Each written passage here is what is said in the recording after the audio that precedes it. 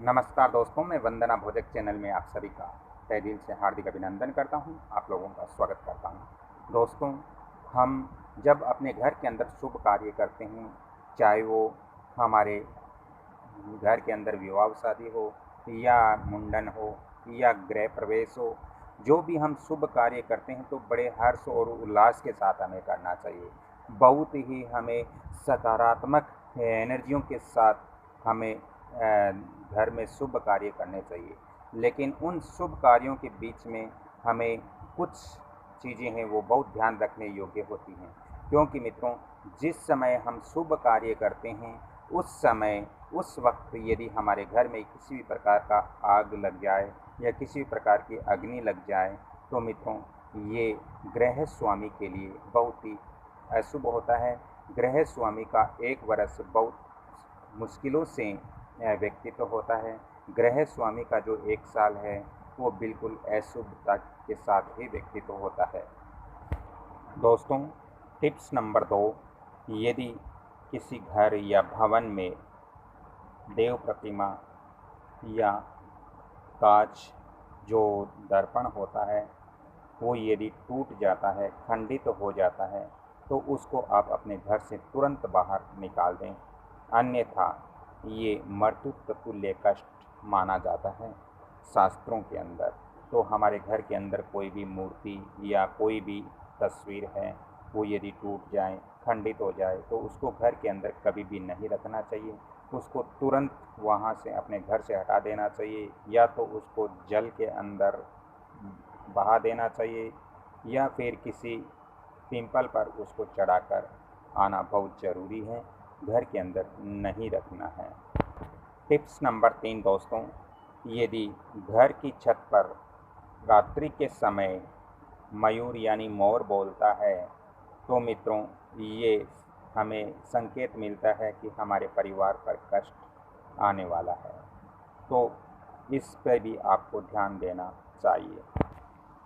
Tips number 4 मित्रों, यदि हमारे घर में वस्त्र यदि बार बार जल जाए जब हम वस्त्रों पे प्रेस करते हैं, या अन्य कारण से यदि हमारे घर के अंदर वस्त्र है वो बार बार जलते हैं, तो हमें ये समझना चाहिए कि हमारे घर के अंदर कोई बड़ी विपत्ति, कोई बड़ा दुख आने वाला है।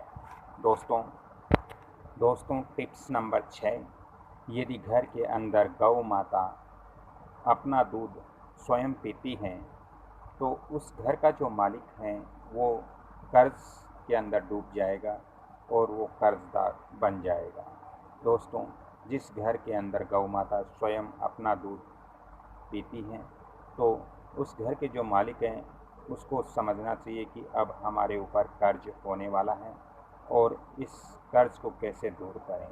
दोस्तों, टिप्स नंबर 6, दोस्तों, नवनिर्मित मकान या नवीनतम जो घर होते हैं, यदि सूर्य उदय के समय कोई भी पशु वहाँ पर रोए तो ये समझना चाहिए कि अब परिवार का सुख चैन खत्म होने वाला है। परिवार सुख चैन से नहीं रह सकता।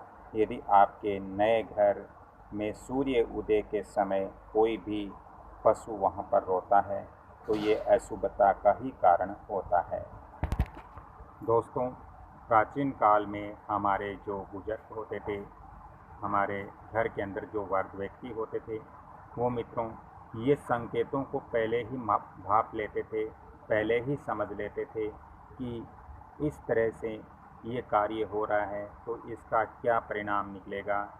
मित्रों, पहले जो लोग थे वो मित्रों घर के अंदर चिड़ियाँ यदि आवाज़ करती तो वो समझ जाते कि घर के अंदर कहीं न कहीं सर्प आया हुआ है। इस कारण से चिड़िया है वो चिंचिहाट की आवाज़ करती हैं।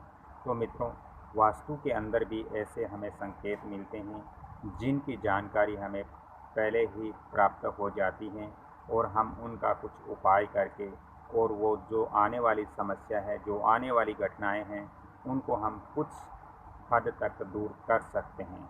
दोस्तों, यदि आपके आसपास या आपके भी ऐसे संकेत मिलते हैं तो जो मैंने इस वीडियो के अंदर 6 टिप्स बताए हैं उन 6 टिप्सों में से यदि कोई आपको संकेत मिलता है तो आपको इसका अंदाज़ा पहले ही लगा लेना चाहिए। दोस्तों, आज की ये जानकारी मेरी आपको कैसे लगी? कृपया अच्छी लगी तो कृपया आप इस चैनल को, इस वीडियो को लाइक, शेयर, सब्सक्राइब ज़रूर करें। बेल आइकॉन घंटी के निशान पर भी क्लिक करें और ये वंदना भोजक चैनल जो वास्तु, ज्योतिष और अन्य तंत्र आदि विद्याओं की जानकारी आप लोगों तक पहुंचाने की कोशिश करता है, तो आप इस वीडियो को लाइक, शेयर, सब्सक्राइब जरूर कीजिए और वंदना भोजक चैनल और कमल किशोर भोजक चैनल को आप देखते रहिए। धन्यवाद। अगली कड़ी में फिर मैं एक और नया वास्तु और ज्योतिष का टॉपिक्स लेकर आता हूँ। तब तक के लिए आपसे मैं क्षमा चाहता हूँ। जय श्री राम, राधे राधे, जय श्री कृष्ण।